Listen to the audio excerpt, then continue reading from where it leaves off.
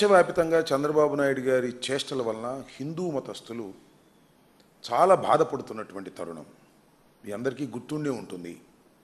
నారా చంద్రబాబు నాయుడు గారు తిరుపతి లడ్డూలో పంది కొవ్వు పశువు కొవ్వులతో కలిసినటువంటి నెయ్యితో తయారు చేశారనేటువంటి ఒక అసత్యమైనటువంటి ఆరోపణ వేశాడు. అది లక్షలాది కోట్లాది మంది భక్తులు తినేశారని కూడా చెప్పేశాడు. చాలా దురదృష్టకరమైనటువంటి ఒక అపవాదు, ఆధారాలు లేని అపవాదు. దాంతో హిందువులందరూ కూడా చాలా బాధపడినటువంటి సందర్భం. దాని మీద సుబ్బారెడ్డి గారు, పార్లమెంటరీ నాయకుడైనటువంటి మా సుబ్బారెడ్డి గారు, మాజీ చైర్మన్ అయినటువంటి టీడీ బోర్డుకు సంబంధించినటువంటి చైర్మన్ అయినటువంటి సుబ్బారెడ్డి గారు ఏకంగా సర్వోన్నత న్యాయస్థానమైనటువంటి సుప్రీంకోర్టును ఆశ్రయించడం జరిగింది. సుప్రీంకోర్టులో విచారణ సందర్భంగా అనేకమైనటువంటి వ్యాఖ్యలు సుప్రీంకోర్టు డైరెక్ట్గా చేసింది.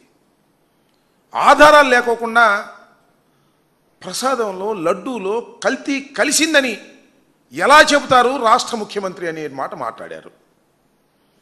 అంతేకాదు, అసలు లడ్డూలో వాడినటువంటి నెయ్యిలో కల్తీ ఉందా లేదా తేల్చండి అనే దాని మీద చెప్పారు.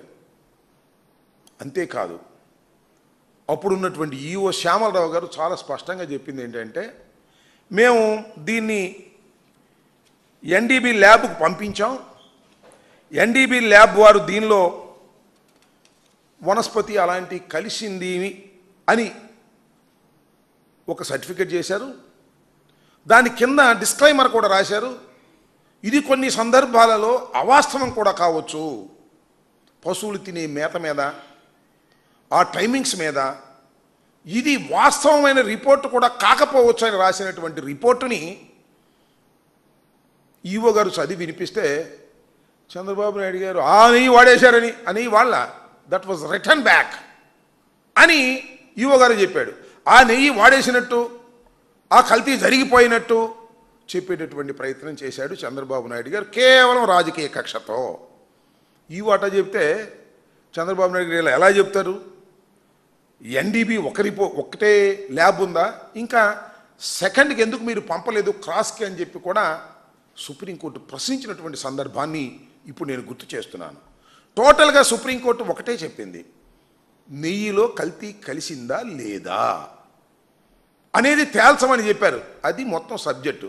ఇవాళ చంద్రబాబు నాయుడు గారు చేస్తుంది ఏంటండి, ఇవాళ బురదల్లి కార్యక్రమం మళ్ళీ ఇప్పుడు బయటికి తీసుకొచ్చారు డైవర్షన్ కోసం. సుబ్బారెడ్డి గారి మీద ఏదో ఒక విధంగా బురద జల్లాలనేటువంటి ఉద్దేశంతో చిన్నప్పన్న ఈయన సుబ్బారెడ్డి గారి దగ్గర పిఏగా పనిచేశారు. ఎన్ని సంవత్సరాల క్రితం? 8 సంవత్సరాల క్రితం ఆయన పిఏగా పనిచేశాడు. ఆయన్ని పట్టుకొచ్చారు, ఆయన్ని విచారించారు. మే 31వ తారీఖున, ఈ సంవత్సరం మే 31వ తారీఖున ఆయనకి రమ్మని నోటీస్ ఇచ్చారు. జూన్ 6వ తారీఖున వెళ్ళాడు.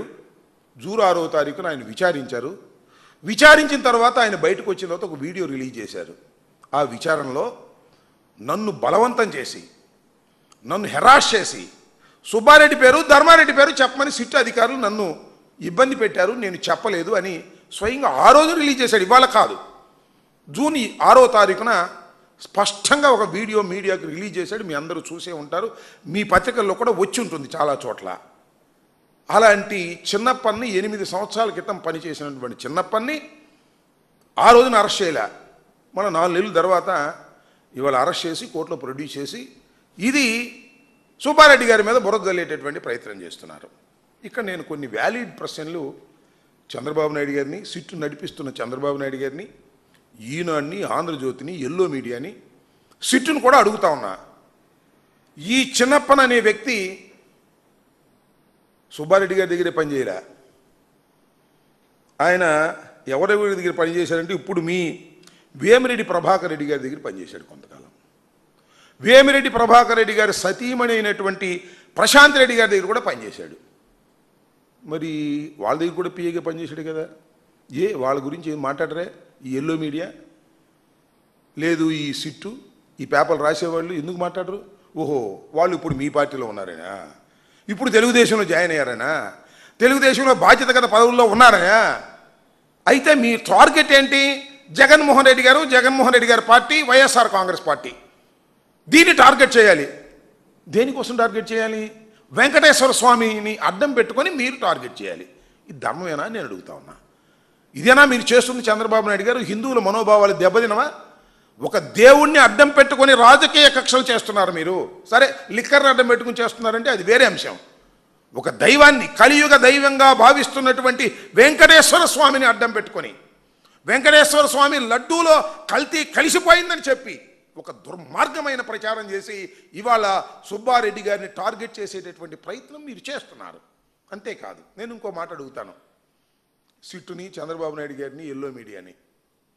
ఏమండి, ఈ పర్చేజింగ్ కమిటీ ఉంటుంది కదా, సుబ్బారెడ్డి గారు చైర్మన్గా ఉన్నప్పుడు, వైఎస్ఆర్ కాంగ్రెస్ పార్టీ చైర్మన్గా ఉన్నప్పుడు కూడా ఓ పర్చేజింగ్ కమిటీ ఉంటుంది. ఆ పర్చేజింగ్ కమిటీలో కొలుసు పాతసారథి గారి మెంబరు, ప్రశాంత్ రెడ్డి గారి మెంబరు. మరి వాళ్ళ ప్రస్తావన రాదేమనండి ఈనాడు వారు? వారి ప్రస్తావన రాదేమనండి TV5 వారు? వాళ్ళ ప్రస్తావన రాదేమండి ఆంధ్రజ్యోతి గారు? వాళ్ళ ప్రస్తావన రాదు. ఎందుకు రాదు? సుబ్బారెడ్డి ప్రస్తావనే వస్తుంది మీకు. చిన్నప్పన్ అనే వ్యక్తి వాళ్ళ దగ్గర పనిచేసినా సుబ్బారెడ్డి గారి ప్రస్తావనే వస్తుంది.